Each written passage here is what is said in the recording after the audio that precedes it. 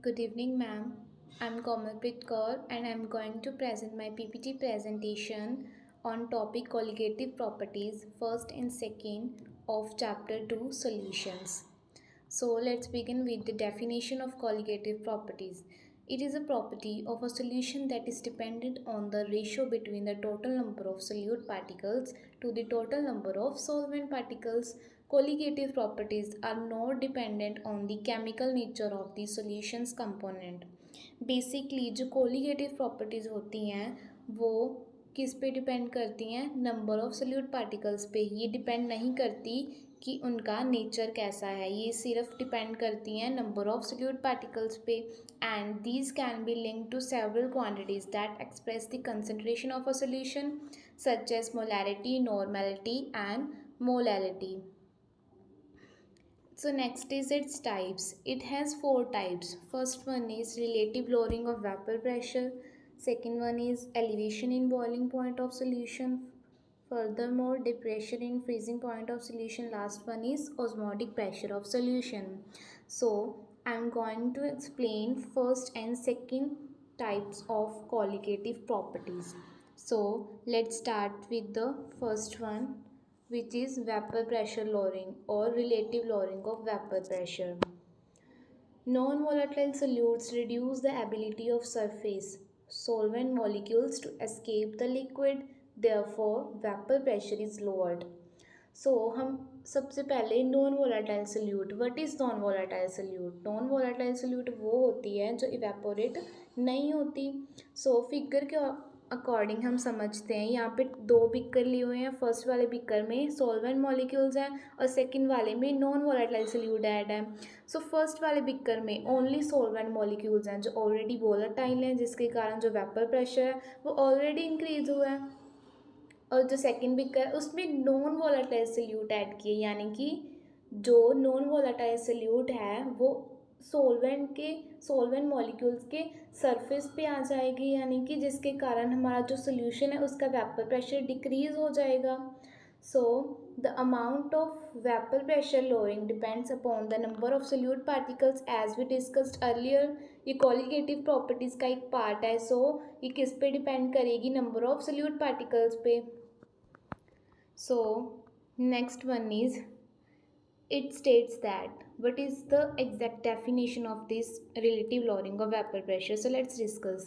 The relative lowering in vapor pressure of a dilute solution is equal to the mole fraction of the solute present in the solution if small n moles of solute is dissolved in capital N moles of the solvent. Then according to Raoult's law, as we know, according to Raoult's law, the vapor pressure of the solution is directly proportional to the mole fraction of the solution. So same here, if n moles of solute is dissolved in capital N moles of solute, then according to Raoult's law, P naught minus Ps divided by P naught, it is totally vapor pressure of the solution, which is equals to small n divided by small n plus capital N, which is mole fraction. Let's discuss it with briefly. So here, firstly, if P naught is the vapor pressure of pure solvent and P naught is the PS is the vapor pressure of the solution. जो P naught है वो हमारा vapor pressure है pure solvent का, और जो PS है वो vapor pressure है solution का. And P naught minus PS, ये डिफरेंस है जो इसे हम कहते हैं lowering in vapor pressure. And जो P naught minus PS and P naught की जो रेशो है उसे कहते हैं relative lowering of vapour pressure. Roles law के अकॉर्डिंग जो रिलेशन है relative lowering in vapour pressure and mole fraction का जो उसने इस्टेब्लिश किया था, उसे ही हम रोल्स लॉ का रिलेशनशिप कह सकते हैं. नेक्स्ट वन इज़, इनकी इक्वेशन देखते हैं कैसे बनी. फर्स्टली एन ए डिनोट करता है moles of the solvent.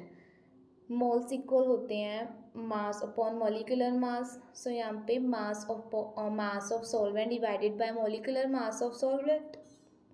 And next n B है moles of solute. Mass of solute divided by molecular mass of solute. Mole fraction के फॉर्मूले में पुट किया तो आ जाएगा ऊपर फर्स्टली यहाँ पे moles of solute divided bye moles of solute plus moles of solvent. जो मोल्स ऑफ सोल्यूट हैं वो हमारे नेग्लेक्ट हो सकते हैं, ऑब्वियसली हम नेग्लेक्ट कर सकते हैं क्योंकि उनकी जो वैल्यू होती है वो बहुत ज़्यादा स्मॉल हो सकती हैं, सो हम उसे नेग्लेक्ट कर सकते हैं। सो यहाँ पे अगर हम इनकी वैल्यूज़ को सॉल्व करके देखें तो हमारे पास रिजल्ट आ जाएगा W B into M A divided by W A into M B. अगर हम इसे रिलेटिव लोअरिंग को वेपर प्रेशर के इक्वल रख दें तो हमारा रिजल्टेंट फॉर्मूला बनेगा P naught minus P divided by P naught is equals to W B into M A divided by W A into M B. So हमारा second type है elevation in boiling point. Boiling point is defined as the temperature at which the vapor pressure of liquid becomes equal to the atmospheric pressure। यानी कि vapour pressure है जो liquid का उस temperature पे जब वो इक्वल हो जाएगा एटमॉस्फेरिक प्रेशर की, उस टाइम हमारा बॉइलिंग पॉइंट हम उसे डिफाइन कर सकते हैं कि वो वाला टेम्परेचर जब जो वेपर प्रेशर है लिक्विड का वो किसके इक्वल हो जाएगा, 1 एटमॉस्फेरिक प्रेशर के। जो बॉइलिंग पॉइंट है वो इंक्रीज़ होता है जब हम एक्सटर्नल प्रेशर इंक्रीज़ करते हैं। Liquids with greater intermolecular forces have high boiling points. So when non-volatile solute is added then the vapor pressure of the solution is lower। as we discussed earlier कि जब हम non-volatile solute को solution में add करते हैं तो solution का जो वेपर प्रेशर होता है वो डिक्रीज़ हो जाता है। किससे डिक्रीज़ होता है, प्योर सॉल्वेंट से। हमने पहले देखा था कि प्योर सॉल्वेंट था उसके वेपर प्रेशर ज़्यादा थे और जो सोल्यूशन था कंप्लीट उसका वेपर प्रेशर डिक्रीज़ था क्योंकि वहाँ पे हमने नॉन वोलेटाइल सोल्यूट ऐड की थी। So at end it increases with increase of temperature. जैसे जैसे टेम्परेचर इंक्रीज़ करेंगे यानी कि हम सोल्यूशन को हीट प्रोवाइड करेंगे तो बॉइलिंग पॉइंट भी इंक्रीज़ होगा। Hence solution has to be more heated to make the temperature equals to 1 atmospheric pressure. 1 atmospheric pressure कब होगा, जब हम सोल्यूशन को हीट करते जाएंगे ताकि उसका टेम्परेचर 1 एटमॉस्फेरिक प्रेशर के इक्वल हो जाए। सो ग्राफ के अकॉर्डिंग हम देखते हैं जो प्योर सॉल्वेंट था उसका वेपर प्रेशर ज़्यादा था, सो वो डिनोट कर रहा है A B, and C D solution का वेपर प्रेशर कम था, so C D denotes vapour pressure of solution. And at the top this is atmospheric pressure and the dotted line of B and D and the delta TB which denotes the difference between the boiling point of solution and the boiling point of pure solvent. X-axis denotes the temperature and Y-axis vapor pressure.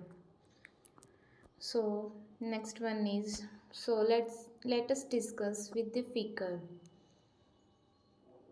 The same procedure is here। First beaker में pure solvent है जिसके कारण ज़्यादा pressure हो रहा है। Second beaker में हमने नॉन वोलेटाइल सोल्यूट ऐड किया है जिसके कारण जो वेपर प्रेशर है हमारा डिक्रीज़ हो रहा है। जब हम सोल्यूशन को हीट प्रोवाइड करेंगे तो हमारा जो वेपर प्रेशर है वो इंक्रीज़ होगा और जो टेम्परेचर है जब 1 एटमॉस्फेरिक प्रेशर के इक्वल हो जाएगा तो हमारा एलिवेशन इन बॉइलिंग पॉइंट होगा। So next one is the magnitude of boiling point elevation is directly proportional to the molality of the solution which is denoted by capital small m। So delta TB is equals to T1 minus T naught यानी कि TB minus T naught B। TB is boiling point of the solution and T naught be boiling point of the pure solvent। Delta T be directly proportional है molality के, सो directly proportional का sign हटा के B लगा दिया तो K B क्या है, हमारा कांस्टेंट है, molar constant for boiling point elevation जिसे हम एबुलियोस्कोपिक कांस्टेंट भी कह सकते हैं। सो डेल्टा टी बी किसके इक्वल लिख सकते हैं हम, के बी के। सो जो के बी है वो किस पे डिपेंड करता है, नेचर ऑफ द सॉल्वेंट पे, ना कि nature of the solute. So molality किसके इक्वल होती है, moles of the solute divided by mass of solvent in kg. Kg 1 kg is equals to 1000 gram. So हम लिख सकते हैं W2 into 1000 divided by M2 into W1। W2 is mass of solute into 1000 divided by molecular mass of solute into mass of solvent. So इसे हमने equation में put किया, delta T B is equals to K B into M होता है, so M की value put कर दी, so हमारा रिजल्टेंट फॉर्मूला क्या बना, delta T B is equals to K B into W two into 1000 divided by M two into W one. अगर M two की वैल्यू निकालनी है तो K B into W two into 1000 divided by delta T B into W one. So this is our two qualitative properties. So that's all about this. Thank you.